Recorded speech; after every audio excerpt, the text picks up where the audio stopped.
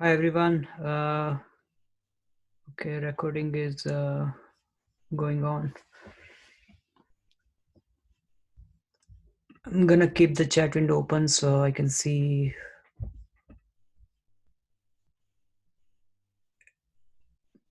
any of the text coming in.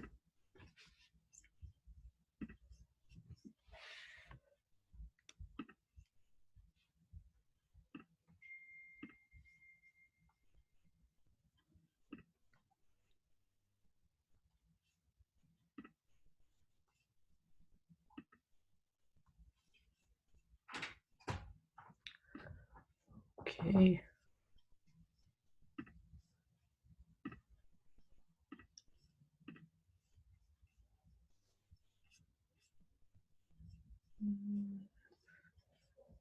There is chat window. Chat here.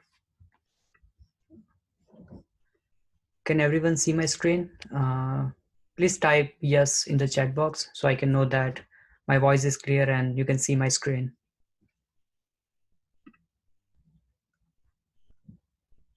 Okay, good.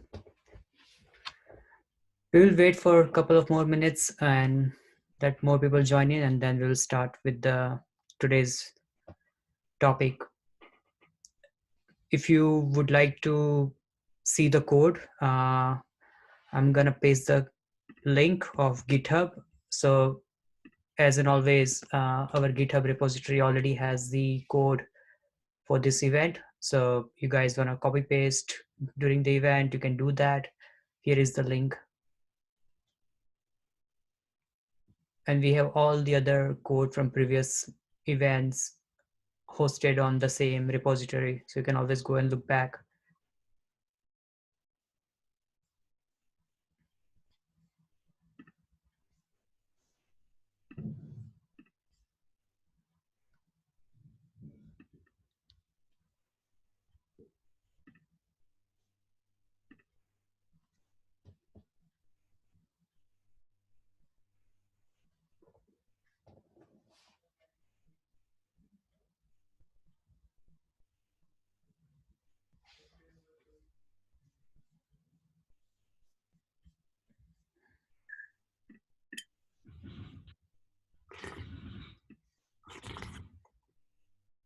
We have 8 participants so far.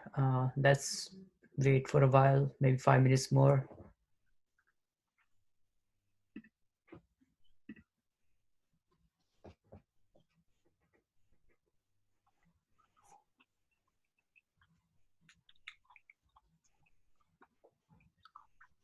Today's topic, there are a lot more conceptual things than coding. So I'll be talking a lot more about the concepts and parallel processing in general while explaining how we can do the parallel processing with Python. So this is something different this time. This is slightly advanced concept, and those who are familiar with the theoretical concept of parallel processing might find it very much like, hey, all these things that I read, I can now do using Python, and these are all this way that I can do in Python. That will be useful. And the most excited part about, or I'm at least excited about, is the last demo part where we're gonna have a script where you, we're gonna run the actual machine learning model in parallel. So the use case would be, hey, I have a data set, and then I want to build 10 models or 5 models or whatever number of models in parallel. So we will also see that how much speed up that we can gain by parallelizing the process. So the use case is really interesting. And then again, going through all these concepts.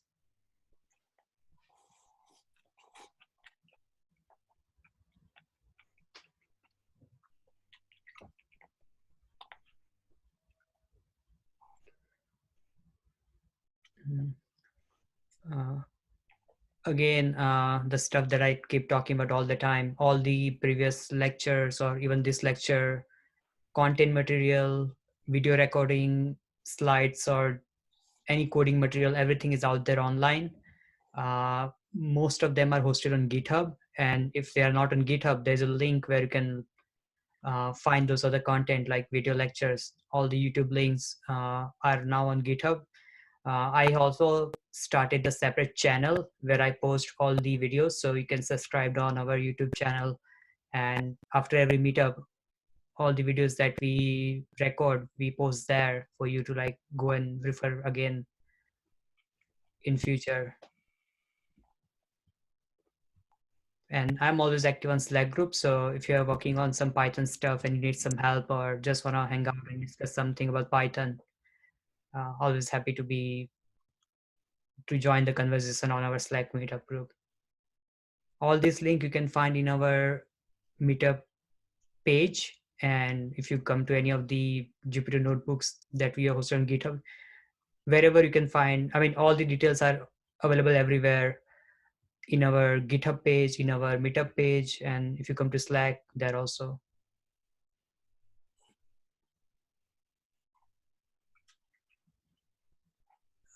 We have 16 people at this point. Let's wait 2 more minutes and then we'll get started.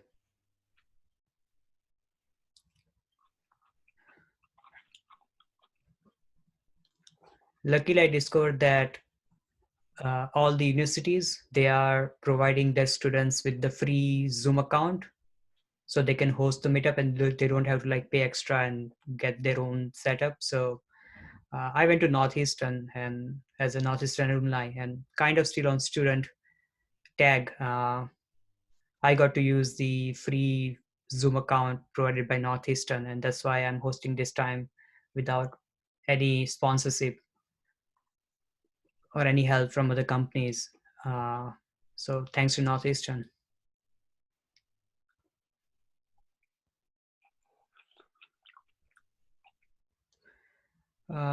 For today's meetup, we won't be using any special libraries, at least for the core part. For the use case part, we will be needing a couple of libraries that you might need to install if you haven't. But again, I'm not expecting you to run the use case because for the use case, you have to download the file around 500 MB and instructions are there in the Jupyter notebook, but I'm expecting to just run you guys through there. So if you haven't installed any extra libraries, just having a Jupyter up and running should be good enough for the first part or for the first part or first 3 topics of the workshop. And for the use case, you can do it by your own. All the instructions are already there for you to follow. And I will just guide you through the whole thing. Okay, guys, it's time. Let's get started. Welcome everyone, those who are new and those who are again coming back. I'm Nissan Gandhi. I host Learn Python Programming Meetup every month. And with this COVID situation, we've been doing this from last month. We've been hosting this online, and this is our second online meetup event. All our meetup events are workshop style where we pick one topic and teach people how to use them and try to make it as much industry applicable as possible. And for today's meetup, we are picking up the topic of parallel processing, and we'll be only touching parallel processing in very brief way, and we'll be looking at one of the use case. So let's get started. So for the topic of this meetup, so first thing is just overview of the parallel processing in Python, and then we'll be looking at the library called multiprocessing, which is highly being used for all the parallel processing that you can do in Python. And when parallel processing comes, you have multiple processes, and you need to make them talk to each other. And so there are ways to do inter-process communications, and we won't go into each and every strategy or methodology of inter-process communication, but we'll look at a couple of them. And finally, we will get through the a use case where we will try to build a parallel processing program which can run all the machine learning models in parallel, and we can look at the speed up of when you like run all the model in sequence and when you build the model in parallel, how much time you can save. So let's get started. So first the overview of parallel processing in Python.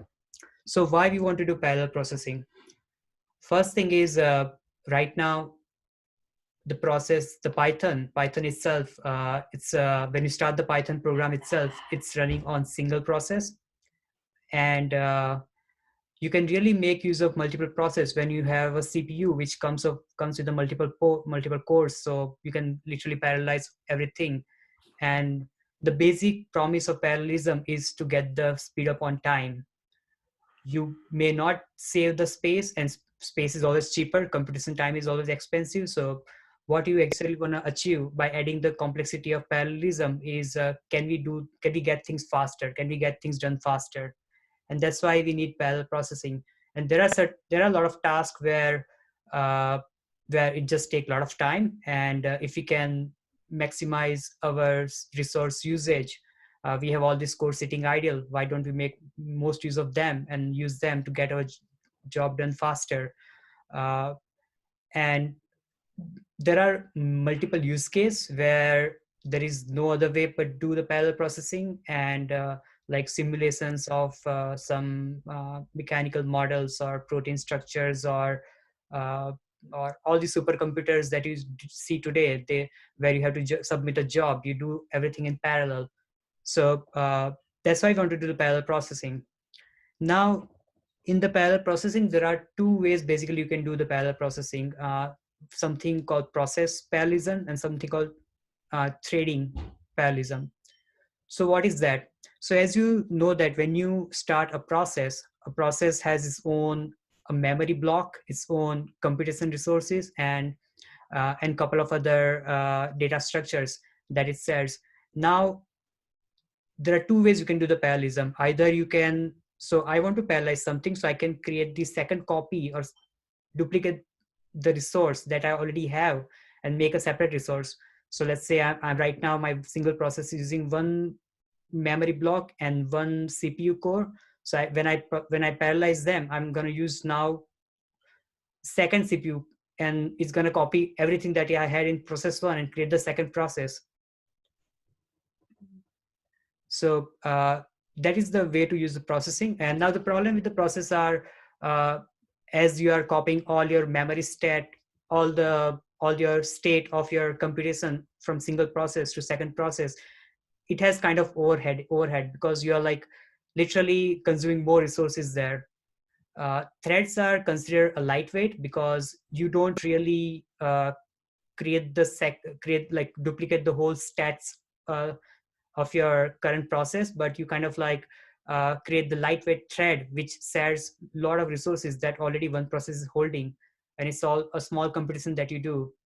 So threading is useful when in certain tasks, and it's not always useful in terms of, because threading also brings a lot of complexity. When you have shared resources, then that means two threads or two parallel threads are trying to uh, access the single resource, and it's create a lot of trouble. So so basically processes are kind of heavy weighted, but they carry their own memory block and their own process usage. Threads are lightweight, but they set all the memory blocks and all the memory usage. We will see how it works. So this is basically a difference between process and thread. And most of the uh, tasks that you see right now in the parallelism, either they're thread based or process based. Now let's come to the big categories of parallel processing. So we have something called thread based, which I told about, that when you start a Python program, so Python interpreter trigger a one process, and if you have process monitoring tools, you can see that, hey, there is this one process consuming this much CPU and this much memory in my system. And if you duplicate the same, if you want to parallelize the process, you create the second process. So so second process will consume the uh, same kind of resources, memory block and everything. Thread, as I said, that thread will be a lightweight, which will set the resources. But then again, because they are set, you have to like do the synchronization that no threads tape over each other and try to like access same memory or write to the same memory space and create all these kind of problems. Distributed processing are when you have a process that you are trying to run in parallel on multiple systems. So you're not looking at running everything on single system. When we talk about thread and processes, we basically assume that we are trying to do the parallel processing in single system. but you can also distribute the task between different computers. So that is a distributed processing based systems. And finally, concurrency based. Concurrency based are also parallel, but you are so concurrency and parallelism is a slightly different concept. Concurrency is like you are allocating multiple process to take its time and work asynchronously. So asynchronously means you start the process, but you don't wait to finish the process. You just keep moving forward. We will see a bit of example here in the end of the presentation, so you will understand the difference between concurrency and processes. But processes are basically uh, you start the when you start multiple process, you wait for them to finish and then you go forward. Concurrency is like you start the process and then you kind of forget about it, and when you want to get the response, you kind of like retrieve the response at a later stage. So concurrency is slightly different than uh, parallel processing in like in traditional manner. So let's get to the business. This is more of a theory. I didn't do the great job of theory, but probably going to the code will make more sense. In Python, we have this library called multiprocessing, and this is the core or one of the main library that we will be using for doing all the parallel processing in Python. Uh, and basically, we will be looking into these two set of classes or two set of modules that multiprocessing provides, using which you can create the multiple parallel processes and assign them the task and get the task done and retrieve the results and stuff like that. So we will be looking at process and pool, these two classes, to do our multiprocessing. So so before that, as I told you, uh, we want to first figure out how much CPU that we have, and that will help us to figure out how much parallelism what we want to do. So technically, I have a task, and I can start as many number of processes in parallel as possible to get my job done in parallel. But what would be the ideal number of processes that I need to get my job done?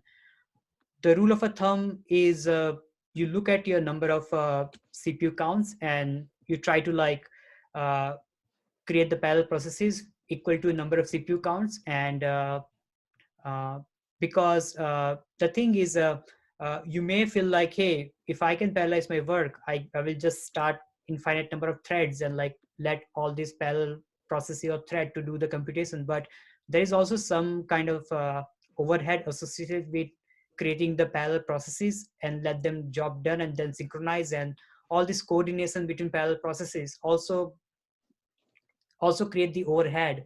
And you really want to make sure that like the squeeze is worth the juice, or when you parallelize something, the overhead is not too big to even let go all the benefit that you get by parallelizing your work.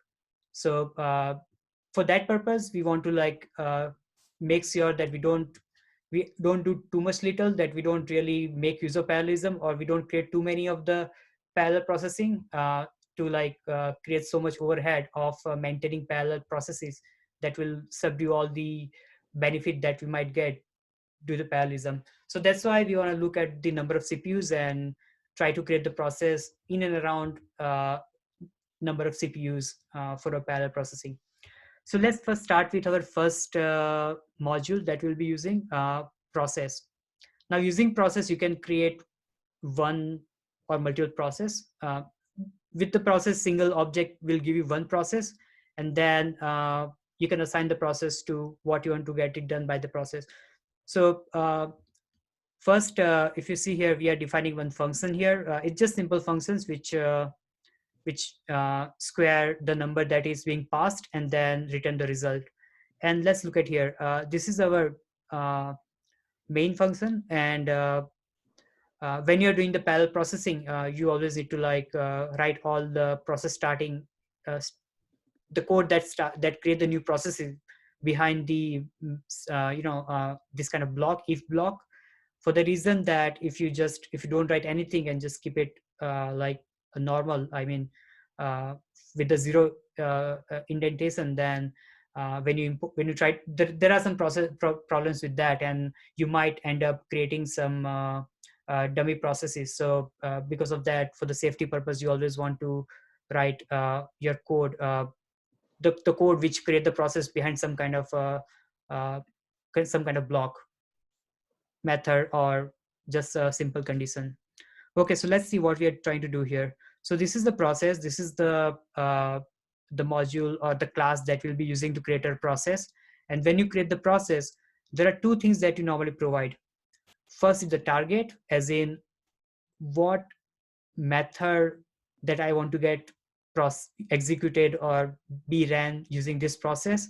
And second thing is, if this function has any number of arguments, then I have to provide my arguments here. So basically, when you create the process, you kind of, while creating the process, tell the process which function that he has to execute. And also you need to provide if there are some parameters that you have to pass through for that process. So this is what happens here. Now you can see here, so here we define the process. We'll come back later on the for loop. So basically we are just creating multiple process instance here. We'll come back to that later, but let's just look at this simple line. We are creating the process object, and then we are saying that p dot start. So when you create the process object, you don't really create or start the process right away. P dot start is the method. When you write this method, it actually creates the separate process. And when you create the separate process, that means right now you are running this your main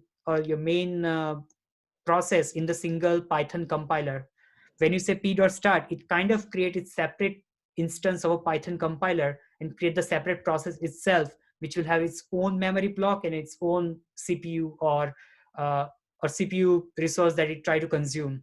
So considering that, when you say p dot start, you are actually starting another program in at the time when you're running this main program.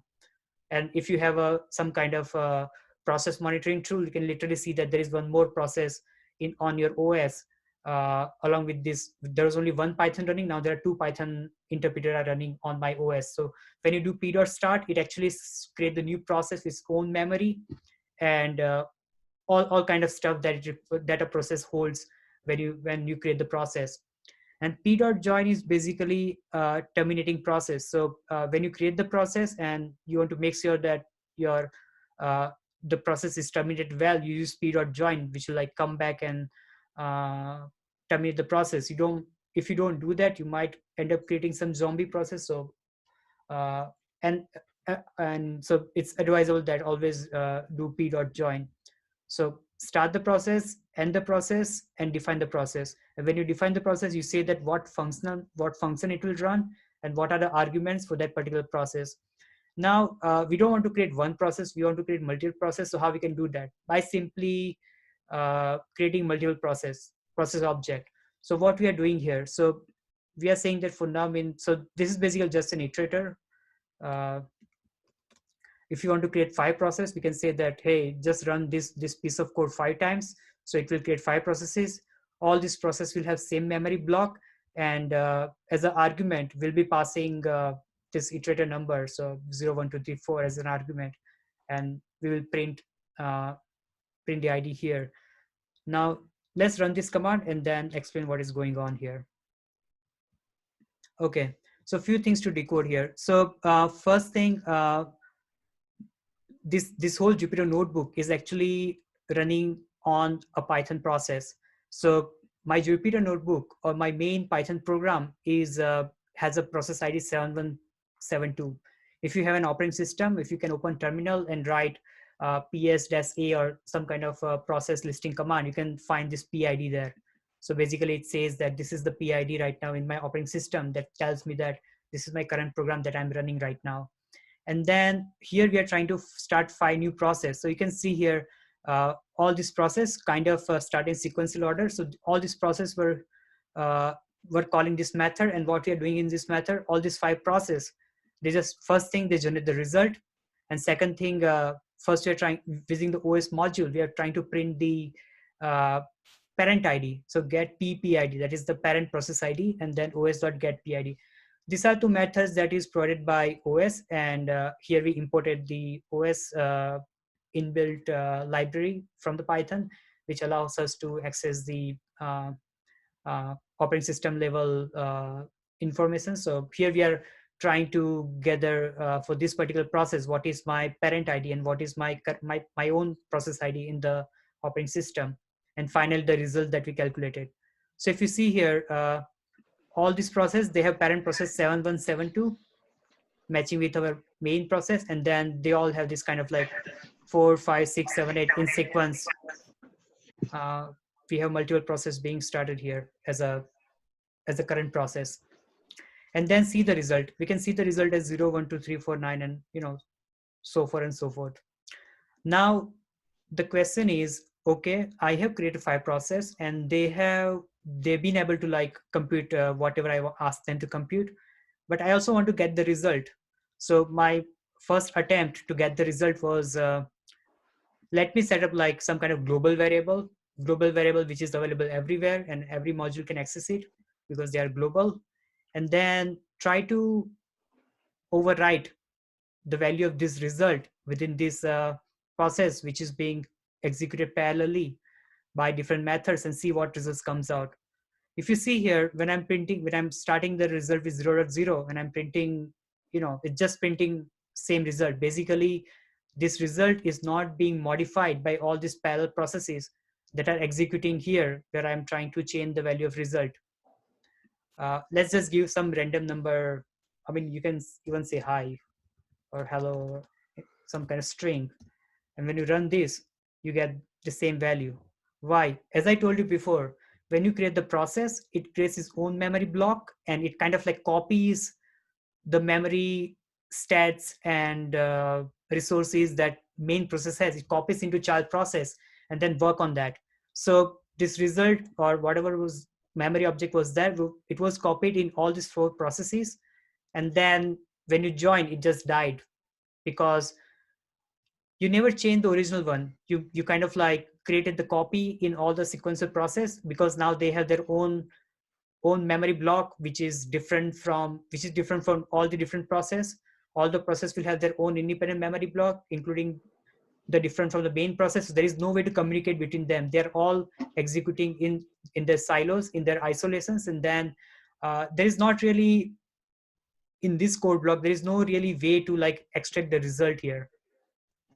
So at this point, we are making 2 points here. First is, when you create the process, everyone will have their own memory block, their own process ID and everything. And second thing is, if you want to access the content or result that was being generated by one process to the other process, basically communicating that result, you can't really do naively. You need to have some kind of mechanism in place that you can use to communicate between the process and pass on the results and so on and so forth.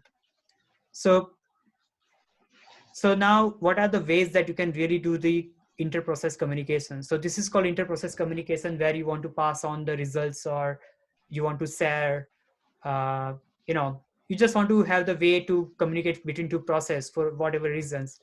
Now, there are 2 major ways you can do that. First is shared memory. Shared memory is basically when you have 2 processes, you kind of create like common memory block, common memory space between for the 2 processes. So they can work together, but they can go and both process can come to this shared memory place and put the value there. So when one process writes something there, another process can read from the same memory block, like creating a common meeting area where one person can put the parcel and second person can pick the parcel. So they both will have their own memory block, but they will have something, we will create something shared between them so they can write and read in that common memory block, and then you can process them. So that is the shared memory concept, where using the shared memory, you pass on the information. And now let's come to the second one. Second one is message passing. Message passing is where you try to you create the mechanism between 2 process where they can uh, where they where they can literally like send the message to one and receive the message by other. So you kind of create the communication channel between multiple processes. That is message passing. Message passing is different between shared memory, because when you're message passing, then one is sending and one has to wait to receive, listen to receive. So there is always one consumer, one producer. There's always one sender, one receiver. and that is not same as shared memory where there is a common memory place. Anyone can go there, anyone can be a writer, anyone can be a reader. Message passing, where you literally try to create the channel from one end to other, which can be either unidirectional or bidirectional. So let's go in detail how we can do both of these things one by one. So first come to shared memory. So first thing with the shared memory, so within the multi-processing, we have two other classes or two other modules called volume and array. So value and array. Now, the first thing about this value and array are when you're passing the value, when you're passing some kind of data using this value and array, you can only pass C-type objects or primitive objects like integer or float or double. And when you are actually defining the memory space, you literally have to tell them, hey, I'm creating this shared memory, and this shared memory will be of type, let's say, array of floats, or array will be array of floats or array of strings or array of integer, and value will be, this will only store single integer or single float or any of the C type or any of the primitive data type. So that's how it works. So we're going to start with them, and then we'll see what else you can do here.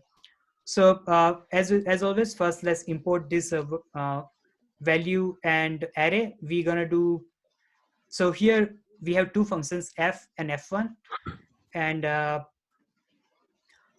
both of them are just printing the parent IDs and child ID. And now we have something called n and a. Now what is n and a that we are passing here? So let's come to the main method here. So here we are defining two set variables, num and array. So as we told, like num value, and then you have to, so num is the object of value type, which is the kind of shared memory block or shared memory variable. And then you tell that what is the type of this value. So D means double float, and then 0 0 says that this is the initial value. So basically you are creating the memory block of a floating type with the value initialized by 0.0. So this is one, and then this is like creating a value or like single variable which can hold only one value, which will be of float type. We can also create array, and you can tell that I stand for integer, so I'm creating an array which will be of type integer, and which will be, and this is the size part. So you say that I want to create an array of sorry, this is the value part. So you with the I, you define that the array will have value from 0 1 2 3 up to 9. As you know, the range of 10 will give you, is a basically iterator, and when you evaluate the iterator, it will give you value from 0 to 9 when you say range of 10. So basically you are defining an array of type integer and assigning the value from 0 to 9. So here you are creating the set variable, and then I'm just printing the set variable here, and then you're passing the set variable along with the argument of the function. So now we have these two set variable, and we want to demonstrate how we communicate between those, how we use them to communicate between two processes. We are creating two processes here, P1, P2.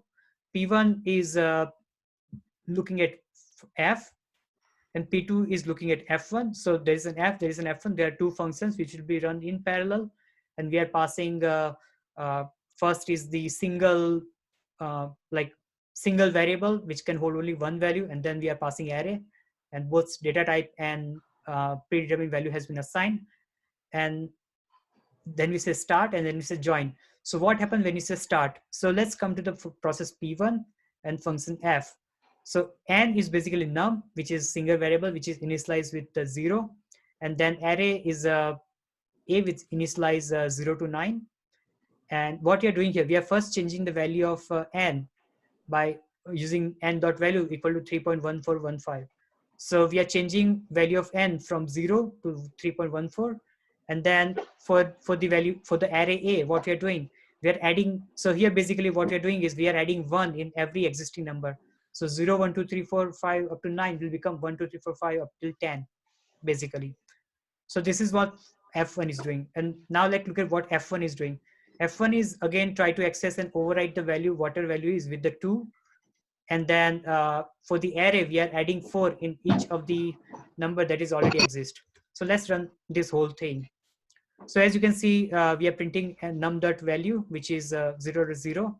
And array we are, so this is like If I only print array, this will say it is generator. So we are kind of evaluating the whole generator and converting to a list. So array will give us the initial value that we have, 0 to 9. And then we are starting this to process. You can see the process IDs here, and then the final result. Now let's understand what is going on here. So we start process 1, process 2. Process 1 changed the value to 3.14, but the process 2 actually overwrite the value and made it 2. So you can see 2. And again, although I wrote n dot value equal to 2 as a 2 integer, but because we said that, hey, this is a floating point value with floating point value, so you can see 2.0. And then come to this set variable where we said a of I mean, we are adding 1 here and 4 here. So total we are adding 5 from both places. So you can see all the number from 0 to 9 has 1 being added from process 1 and 4 being added from process 2. So this is how we are on the primitive data type, we can make the communication possible. Process 1, process 2 are changing some numbers and we are able to retrieve them. Previously, we were not able to do that. We have one global variable. We tried to change the global variable. We couldn't retrieve the result. But now we can create some kind of global or shared memory where we can pass on those values and they can finally change the numbers and we can see the result here. So this is this was the first way on the shared memory. Now let's go to part 2. So what if we have some kind of complex object? Complex object means a custom class that you have created. You want to pass them and set them between multiple processes. So for that, we have something called manager. Manager in itself start kind of a manager services. It's called server process, and server process become kind of a mediator and help or facilitate all this communication between multiple processes. So let's run this process. So manager, we can again, it's coming from multiple processing. And when you start the manager, so this is the simplest example here. We can do a whole lot of things. When you start the manager, you can start manager on different pod, different services. It will start independently, as in own services. You can do a whole lot of things with that to keep the manager isolated. But here for the simplest example, so here what we are doing is right. So there are two processes involved here in this whole program, in whole course snippet. First is a main process, as in this Jupyter notebook, and second is the process that we are creating here. So what we do with manager as M, so we are here instantiating the manager here, and then we are creating two objects, D and L. So manager.dix and manager.list. Now what all you can do with the manager, so you can look up on the documentation where you can find all kind of different data structures that you can assign with the manager, and very similar to what we did with the shared memory, but here we have much more large catalog of data type and custom data type that you can use with the manager while sharing the object with between multiple process. So same as we did the shared memory, we are creating two variables here which will be shared through manager, passing them in the process, changing them here as we like, and then finally you say start and you say join. So start will start the process, do all the changes, join will close the changes. But since your manager is actually keeping hold of all the variables, you can finally see the value of DNL being updated through the process. So here the manager is actually facilitating, providing and maintaining these DNL objects here.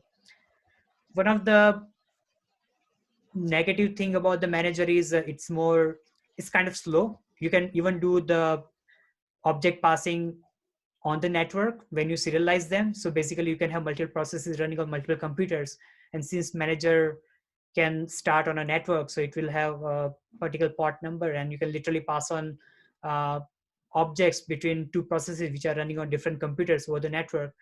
Because of the all management overhead, the manager will be slower than a typical normal set C-type objects. C-type objects are very primitive. You can't do a whole lot of things here. With manager, you can do a whole lot of things here, but again, it will be slower, and for the same reason that it does multiple things. So these were two shared memory concept. Now let's go to the message passing concept. There are basically two ways you can do the message passing between processes. First thing is something called queue. Queue is, as a lot of you know, queue is just a first in first out kind of concept where you create the queue. Queue will facilitate putting up the objects, and then you can put the object into queue and you can get the object from the queue. And this queue will be sad. So basically multiple process can make use of queue as a way to put the object and retrieve the object. But again, it's a queue, so you don't control what you get. I mean, you put object, that will be first come first serve. So you put the object, you get the object in the queue fashion. So let's see the example here. So again, this queue will be coming out of a multiprocessing library, and then you can just initialize queue as a queue. This queue you can pass around between multiple processes, and then different process can do the either put method or get method. Put method to put the object inside the queue, and get method can retrieve the object from the queue, and that will just work fine. I mean, you don't need to worry too much about it. Although processes are different, they have a different memory block, but the queue will be set. So whatever process put the data into the queue, other process will be able to retrieve the value from the queue. So just simple example here. We are starting the process here, and same old function f as an argument. We are passing the queue in. So when you start the process will put an list as an object. So this whole thing is the one object as a list that you are putting into the queue. And here you can, so here in the main process, which is separate from your P process, your main Jupyter process, we're able to retrieve the data from the queue. So this queue is set between, or kind of create the communication channel between our process P that we spun off, and actually our main Jupyter process that we are running right now. So queue is one of the way to pass the messages, passing the objects between processes and let them work. Now let's come to the second one, pipe. Now queue was like you define the queue and use the queue for putting the object and getting the object. Pipes basically create like parent-child connections. So what would you literally open up the channel where you say that this one end is a consumer and this one is a producer, and then it's a one-way communication where one process can only send and other process can receive, and that's how it works. And if you see here in the queue, anyone can put, anyone can get. In the pipe, it has to be very much coordinated, who puts and who gets, to not cause an error. So simple pipe again count for multiprocessing. You put the pipe here, and when you instantiate the pipe, it will get you parent connection and child connections. And then here we are creating another process, and we are passing the child connections. And so this child connection will send the data, and then it will close the connections, and parent can receive the connection. So parent connection dot receive will receive the value. Quite like what we did here, the queue had like put and get. Here it's a send and receive, but the communication is a communication channel, like it has to be one way. So that has to be taken care of. So this was all using the process module. We said that there are two of them. One is process, one is pool. So now we're gonna move to the pool. Pool is a lot more easier to work with than process. You see all these things that you have to go through when you start the new process and make sure that they are communicating well. There are a lot of other concepts about locks and synchronisms that you have to do when you want to like create the complicated parallel processing. But for the purpose of this workshop, I'm not getting into all the other ways we can use them. So let's get back to the pool. Pool is like creating the pool of processes that will take on the job that you want to do. So let's start with the same method that we did before. It will print parent and child process and return the value of x squared. Now, one thing that you will appreciate here is previously, to communicate or to return the value from the one process to the other, we had to figure out the way to communicate between different processes. With the pool, you can actually retrieve the result that is possible in the pool. It was not possible in the previously with the process module, because with the process module, you have to rely on some kind of communication channel, either shared memory or other way, to retrieve the result being produced by any of the processes. Here you can retrieve directly. So yeah, just let's run this process and let's get this function into the memory. And let's see what we're doing here with pool. And then we are saying 5 as P. So what basically we are doing here is we are creating the pool of 5 processes that we will be using going forward under this code block. So when you say pool 5, you're basically instantiated 5 processes that will take on all these jobs.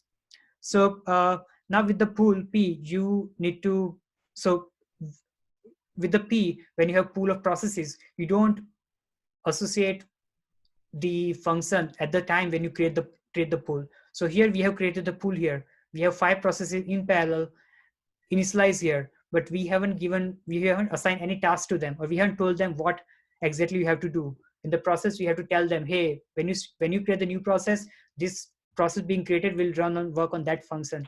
So you don't have to do it at here. You can just initialize the pool here, and then you can tell the pool of processes to work on different function wherever you want. So let's see what we're doing here. So first, but basically how we ask process to, or pool of processes to, run any kind of function.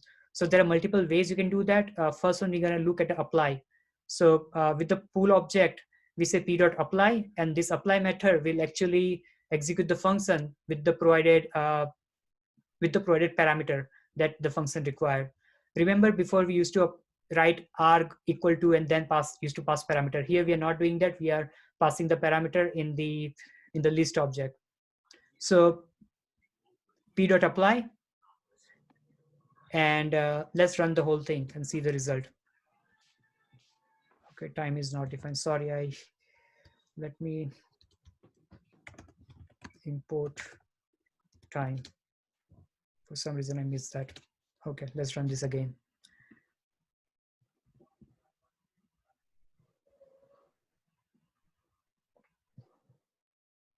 So if you see here, when you say p dot apply, I have put up the timer here to showcase that, to just take some time and to understand that when the process start and when it finishes. So when you start the process p dot apply, it actually, at this point, all my threads are focused toward generating the result for P1. And then when it is done, they're focused towards generating result for P2. And when this is done, they're focusing toward generating result for P3. It's kind of blocker process, as blocker in a way that my process will not go forward until the job is done here. I have asked my pool of processes, my soldiers, set of 5 soldiers, to go ahead and conquer the function f with the parameter 1. And until they conquer and get me the result, I won't go ahead. You can see some discrepancy here, but that is because of parallelism, but this is how actually happened with P. When P dot apply, you apply, it will generate the result 1, and until it generates result 1, it won't go ahead. Then once your result 1 is ready, it will go ahead, do the printing, again go ahead with the process P2 and do the printing in process P3. And finally, we are printing the result for all of them. So basically, when you say p dot apply, you take the process, you say apply, and then it will start, all the 5 processes will go ahead and try to conquer the all my functions here. Now, let's look at something called apply.async. Now, as it says that async, that means it doesn't wait to get the result. What you get is some kind of like a future object, if you understand that, or more like, hey, I know what I have to do. Here is the object. Whenever you want the result, just call for the result. I'm not going to compute right away. I'm going to compute in future. And whenever you're going to make a get call, I will process them. So if you see here, you can see some kind of delay here, and you can see the delay because this printing is done later. So until I'm not done with this done one, I'm not going forward ahead. That's why you can see this kind of difference here. What happens here? I tell process P, hey, go ahead and do this, and then go forward. Like, I just assign the task and then I go forward. I don't wait for this one to return me the result right away. I take some kind of like kind of object which will help me to retrieve the result later, but I don't block my processing until the result comes out. I just ask the thread, hey, go ahead and do this, and then I'll go forward. And then the next thread will take the second task and then go forward. Third task will say third task, go forward. You may be computing all these processes. I mean, your first process may not be finished and you'll be printing done 3, because you're not saying that, hey, you can't go ahead until my result is ready. So that is the meaning of async, that uh, you create the process. You give the process certain task, and then you say, I'll come back and check later. So you have to come back and check later. So how that happens? So what you need to do, you need to whatever the return object that you get here as an apply, a future object or future result object. In Java, there's a future object thing there. So just trying to link there. Anyways, so result.get will actually get to the result. So when you say result1.get, at the time it will try to force to extract the result. Until you don't say result.get, it won't. So let's say process 1, 2, 3 is running, and it can keep running, and until you say result1.get, it will be, at this point, it will be blocker. It will block, it will stop, and it will not let other process the next step to go ahead until you get the result here. And there's a timeout here. So let's say your process 1, you gave the process, then you just keep working your way forward, and like, hey, you can do your job, I will come back and check in later.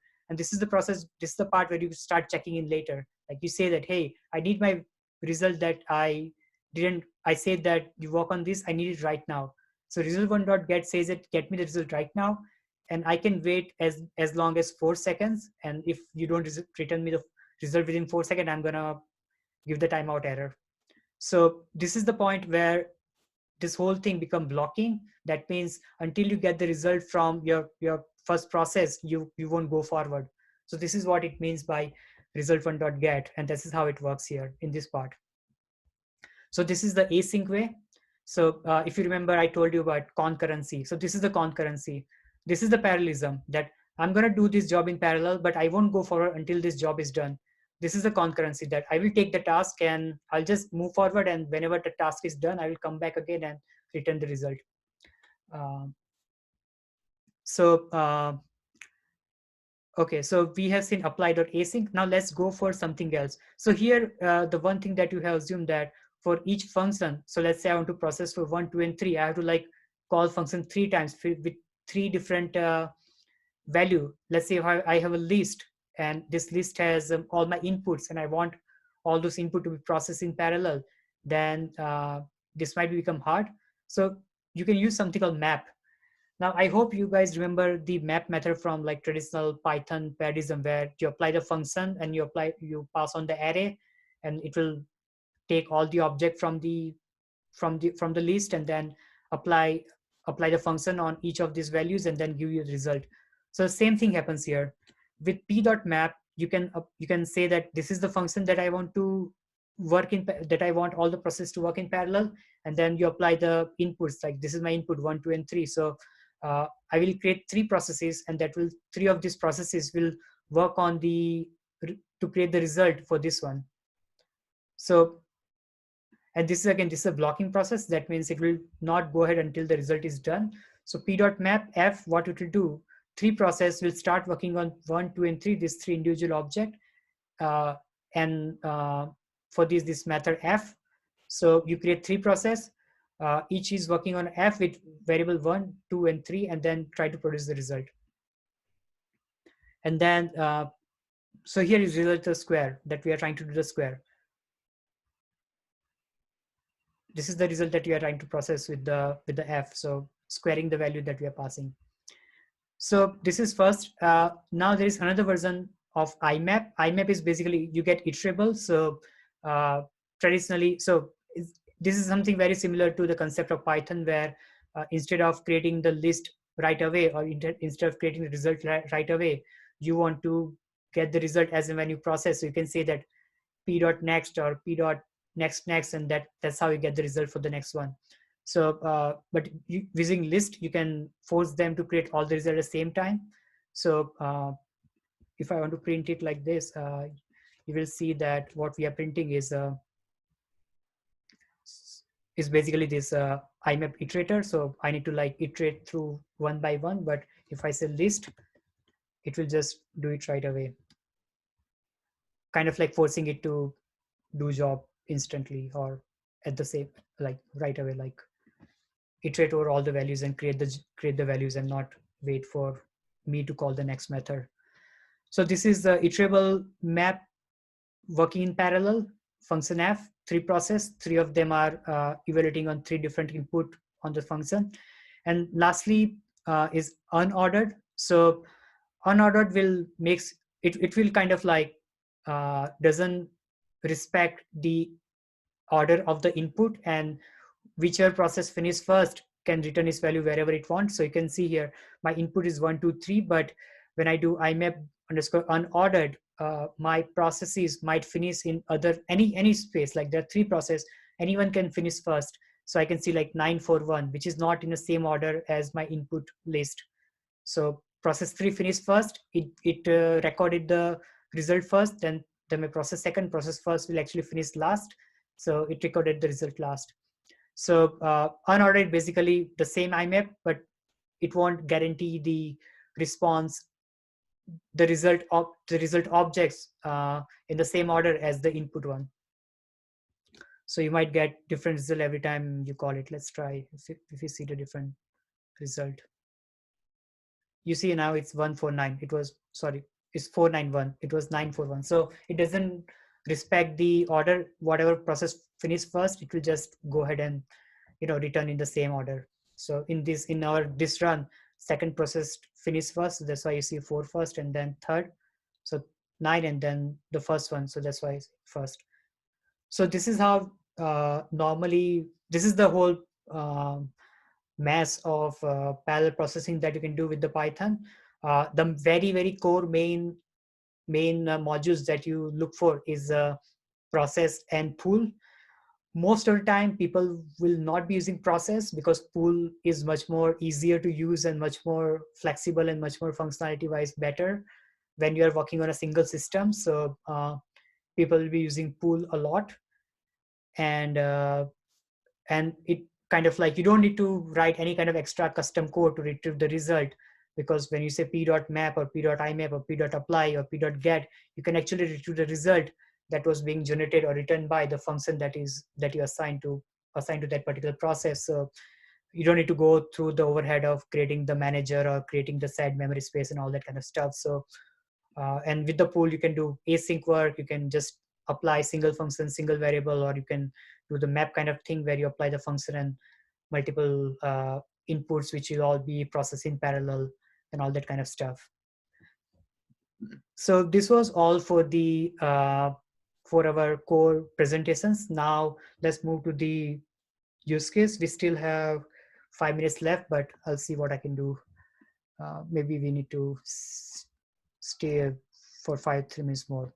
So this is the program where what we are trying to achieve here is I have a data science problem, and what I want to do is I have this data set which I have pre-processed. It's all like ready to build the models, and now I have this list of models, 5-10 models. I want to run all these models and see which one gives me best accuracy. Now this is very traditional and very good use case for using parallelism. First reason, all my inputs, which is going to be the algorithm and data set, going to be non-mutable in a way that when I say, random forest classifier, and when I pass a data set, I'm not changing data set. Each algorithm will be working on their own data set, like copy of their own data frame, and with their own algorithm that being passed on. So this is really useful use case. If you have not installed the required libraries, you can use this command to install. I have already installed them, so I don't need to. Now let me import all these things. This is the method which do all the processing for the data. I don't ask people to do, I don't see value in processing data using any of these parallel processing mechanism, for the reason that most of the people are using Python pandas for doing all the data processing for their whatever they're using.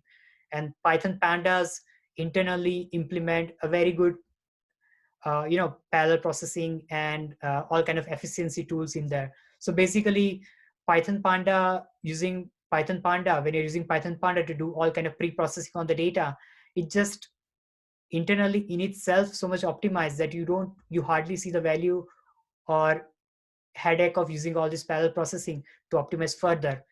There's so little room to optimize the processing because Panda itself is very much optimized in general in itself, and we are talking about the single processing, single PC, single computer processing. So that is the reason why I'm not using parallel processing to do pre-processing for my data set. So first is this all. So what this whole method does, it takes the file path, read the file, and then do all the pre-processing and give me the model building ready data frame, the final data frame. All data is cleaned, all the categorical are converted into numerical, and all the unnecessary are being dropped, and all the filtering has been done. And now this is the clean data set, which is I can just throw directly into machine learning model. And so what this problem is about, so this is actually a data set about US birth. And so here we have one column called the weight of a baby during the birth. And what we're trying to predict is the baby is underweight or overweight. So so for that, so we have defined that if there is if the baby's born time weight is certain, then I'm going to call it like underweight, or if not, then overweight. So two category basically, underweight or overweight, on whatever threshold that we have put together for the babies.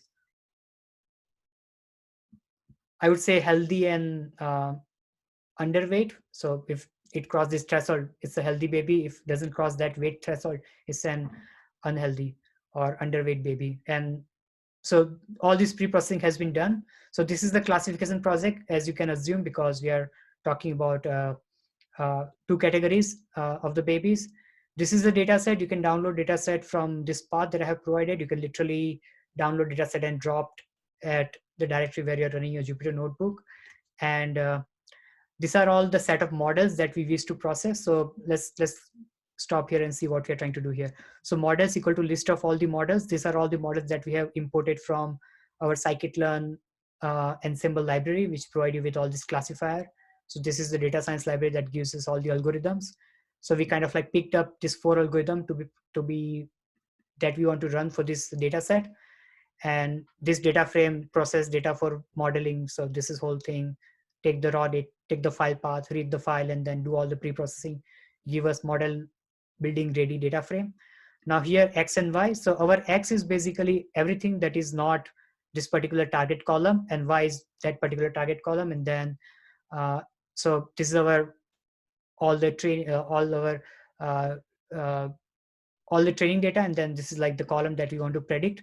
And then train test split. This is one of the method provided by scikit-learn model selection, which will create the train test split, and you provide the test, the percentage of training testing split.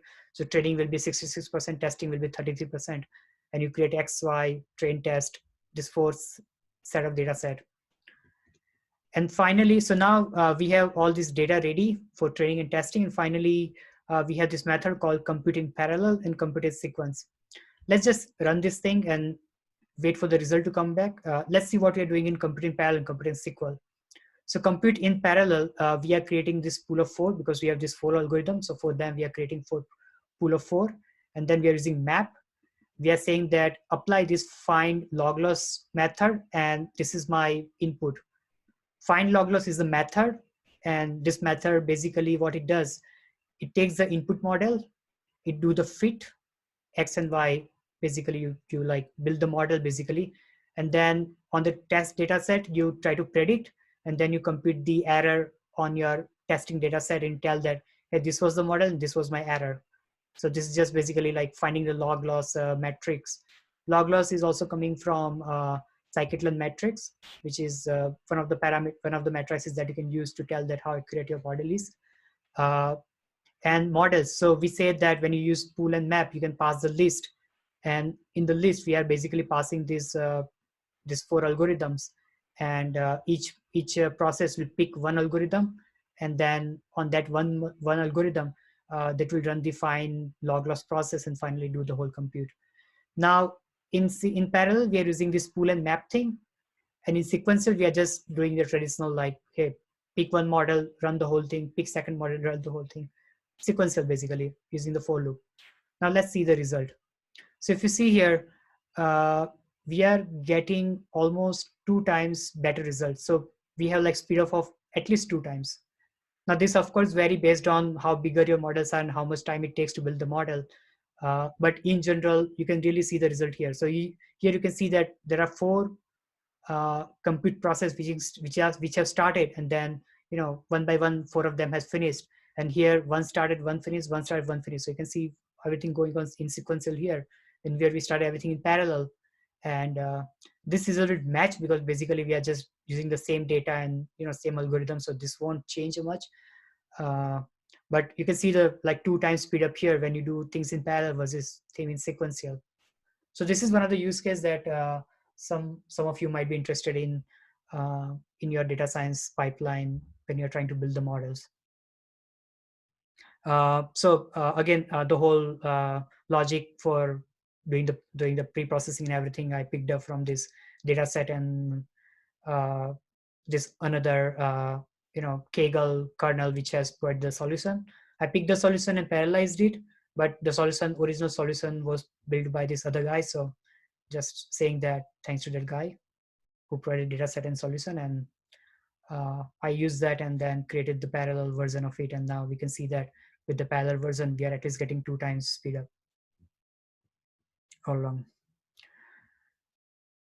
So that was all. I will look into some of the questions that we have right now. Okay, when I run the code from the GitHub, it doesn't really seems to go into function of using. Okay. Okay, this might take some time. These are more like code debugging kind of questions, so I can take them personally on Slack or other channels. So anyone has any questions that they want to ask, or they want to talk about something, they can unmute themselves and ask me the questions. Yeah, hi. I know that, can you hear me? Yeah, I can hear you. Hi, Jamie. Hi. I know that there's a concurrency futures module in Python 3. Do you know anything about it, and if it's better or worse than the multiprocessing library?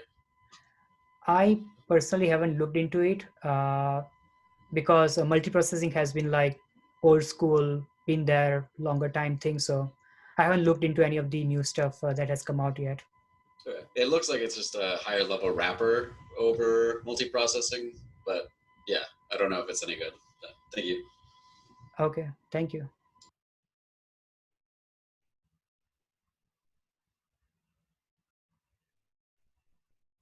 Okay, guys. So that's it. Thank you very much for joining. Stay tuned, and we'll be posting about the next month's meetup and topic about that. If you have some preferences or topic that you want us to cover, you can reach out to me Slack or meetup.com messenger, through any of the channel that you have to reach out to me and tell me what you want me to cover next time. Thank you very much, guys. Thank you for joining me today. I'll be closing it now. Good night. Stay safe. Bye.